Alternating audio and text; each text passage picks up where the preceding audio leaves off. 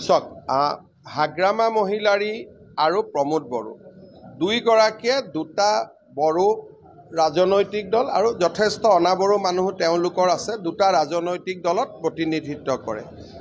Pramod Bodo UPPL আমাৰ NDAৰ এটা ঘটক দল বা সদস্য দল। তেওঁলোকৰ দুজনকৈ MP আছে, বিধানসভাত বিধায়ক আছে। সেইকাৰণে আমি তেওঁলোকৰ লগত বিশেষকৈ প্ৰমোদ বড়োৰ লগত যিটো মিত্ৰতাৰ সম্পৰ্ক সেই সম্পৰ্কটো থাকিব আৰু আমাক ৰাজ্যসভা আদি নিৰ্বাচনত হাগ্ৰামা মহিলাৰী দলটোৱেও আমাক সমৰ্থন কৰে।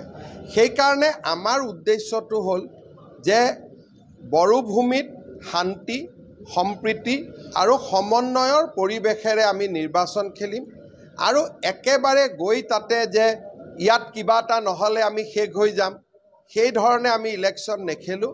কাৰণ বড়ো ভূমিত শান্তি আনাৰ কৃতিত্ব ভাৰতীয় জনতা পাৰ্টিৰ প্ৰধানমন্ত্ৰী নৰেন্দ্ৰ মোদীৰ।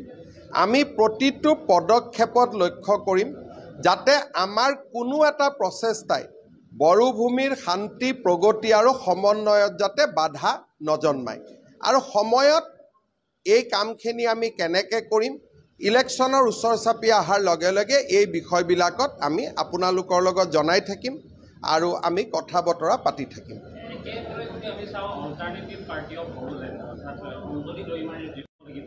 অঞ্জলি দৈমাৰীৰ যিটো দল সেই দলটো এটা বড়ো ৰাজনৈতিক দল, কিন্তু এই ৰাজনৈতিক দলটোৰ বিষয়ে বহুত খবৰ এতিয়াও আমাৰ লগত নাই। তেওঁলোকেনো কিমান সিটত প্ৰতিদ্বন্দ্বিতা কৰিব বা তেওঁলোকৰ কি ধৰণে তেওঁলোক আগবাঢ়ি যাব খুজিছে, কিন্তু ব্যক্তিগতভাৱে অঞ্জলি দৈমাৰীৰ লগত মোৰ হোৱাটছআপত কথা বতৰা হৈ থাকে, সভাপতিৰ লগতো সম্পৰ্ক ভাল। গতিকে তেওঁলোক যদি সঁচাকৈয়ে অন্ততগত্তা ইলেকশ্যনলৈকে খেলেগৈ তেতিয়া আমি তেওঁলোকৰ পৰিস্থিতিটো আমি নিশ্চয় পজিটিভলি চাম। আমি কোনো বড়ো ৰাজনৈতিক দলৰ লগত সংঘাতৰ ৰাজনীতি আমি নকৰোঁ। শান্তি সম্প্ৰীতি সমন্বয় এই তিনিটা বস্তু আমি বজাই ৰাখি ইলেকশ্যন খেলিম।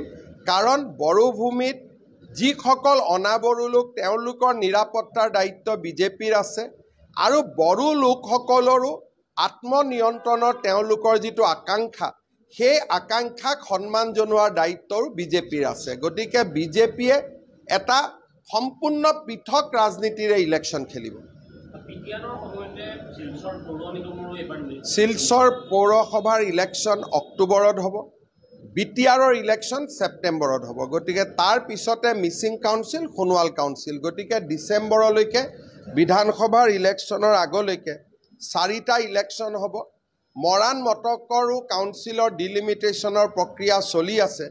হয়তো ভোটাৰ লিষ্ট আদি সম্পূৰ্ণ হৈ গ'লে তাতো ইলেকশ্যন হ'ব পাৰে, যদিও তাত আমি ৰাজনৈতিক দল হিচাপে প্ৰতিদ্বন্দ্বিতা নকৰোঁ।